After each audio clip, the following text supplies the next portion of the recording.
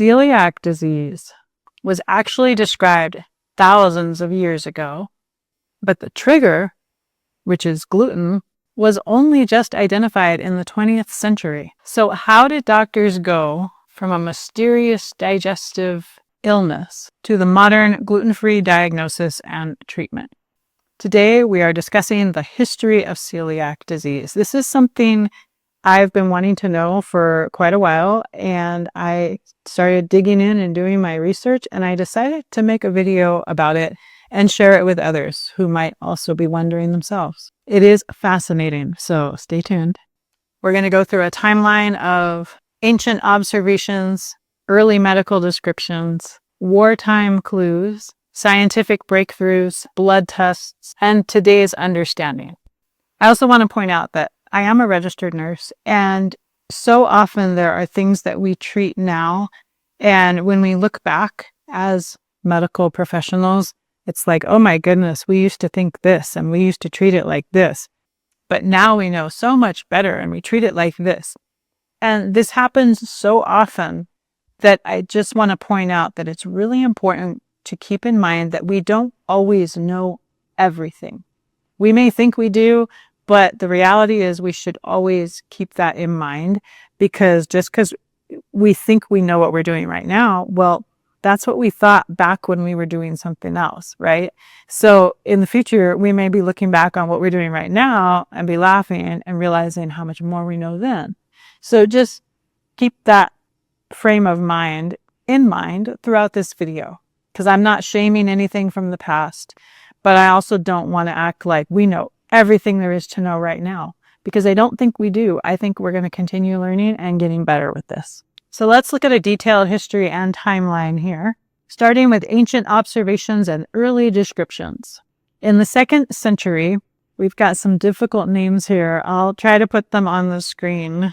Aretaeus of Cappadocia was a Greek physician who described a chronic digestive illness marked by diarrhea, weight loss, and weakness. He used the term koiliakos, meaning suffering of the abdomen. The importance of this is that this is the earliest known written description that resembles celiac disease. So our key takeaway here is that ancient physicians recognized the symptoms, but they didn't know the cause. So then we continued with centuries of mystery. In the Middle Ages through the 1800s, there were observations of chronic diarrhea, malnutrition, and wasting illnesses, especially in children. But celiac disease was not clearly separated from other digestive disorders. In 1888, Samuel Gee, who was a British physician, he gave the first modern clinical description of celiac disease. And he suggested that diet was central to the treatment, though the exact harmful food was still unknown. So why this matters?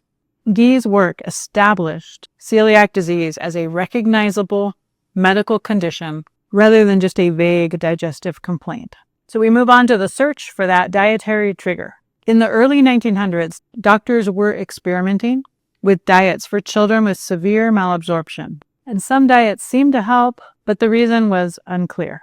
In the 1920s and 1930s, pediatrician Sidney Haas promoted the banana diet for children with celiac disease. The improvement likely came from the fact that they had removed grains, although gluten itself had not yet been identified. The key point here is that doctors were getting closer to the answer, but the mechanism still remained a mystery. So then we move to World War II and the gluten breakthrough. In 1944 to 1945, there were Dutch famine observations. During the war, bread and wheat became scarce in the Netherlands, and Dutch pediatrician Dr. Willem Karel Deke noticed that children with celiac disease improved when the wheat was unavailable. And then after the war, when wheat returned, symptoms worsened again.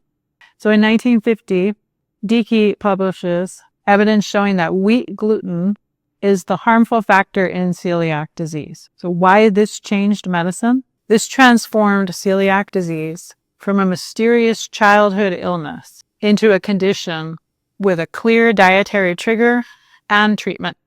So then the modern diagnosis started taking shape. In the 1950s and 1960s, researchers identified the damage happening to the small intestine, especially the villous atrophy, which is this guy right here. Your normal healthy villi have these finger-like projections, and with villous atrophy, they become very flat and you can't absorb nutrients. The villous atrophy is the hallmark sign of celiac disease.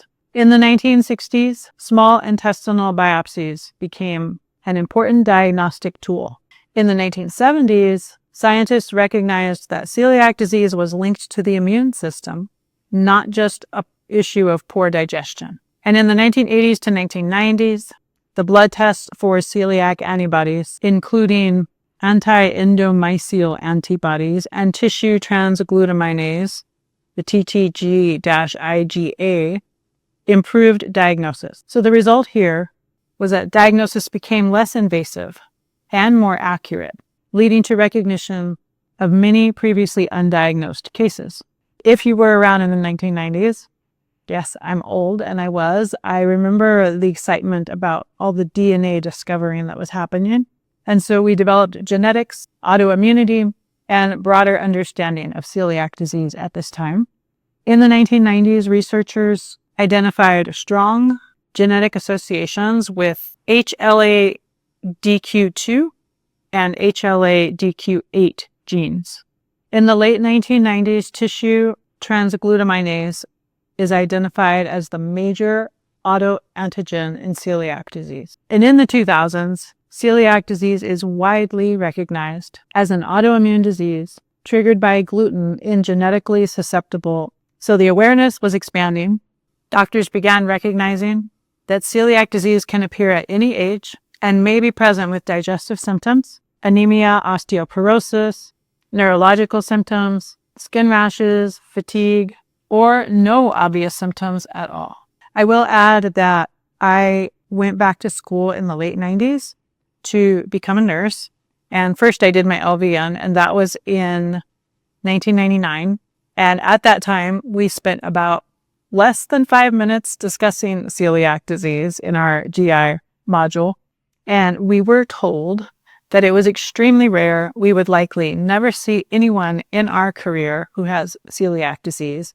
But if we did, they would be super skinny with really bloated abdomens, and that they would be basically starving to death. And again, there are the way we used to believe, things we used to know and thought we knew, and then you move forward and you know better and you do better. So I'm not shaming the past. I'm just telling you what was being taught in 1999 to medical professionals. I wanted to interrupt your video for one quick moment and ask a big favor. YouTube is telling me that the majority of my viewers are not subscribed to my channel. So if that's you, if you're watching and you're not subscribed, I would love to ask you to consider subscribing. If you're enjoying the video, please hit the like button and consider sharing it with someone else who would enjoy it. Thank you so much. Have a great day. Now back to your video. So looking at the modern era in the 2010s, and I was diagnosed in 2012, so this includes me, we had a better screening and awareness that revealed that celiac disease is much more common than once believed, affecting about 1% of the worldwide population. And I just have to interject that because so many people are just undiagnosed, that it's probably a higher number than that. But we will probably never know for sure. Moving to the 2020s, research continued into non-dietary therapies, gut permeability, immune pathways, and improved diagnosis. Then looking at current treatments, the strict lifelong gluten-free diet remains the only proven treatment at this time. And there's an important clarification here that celiac disease is not the same as gluten preference or simple food intolerances or sensitivities. It is an autoimmune condition that damages the villi in the small intestine when gluten is consumed.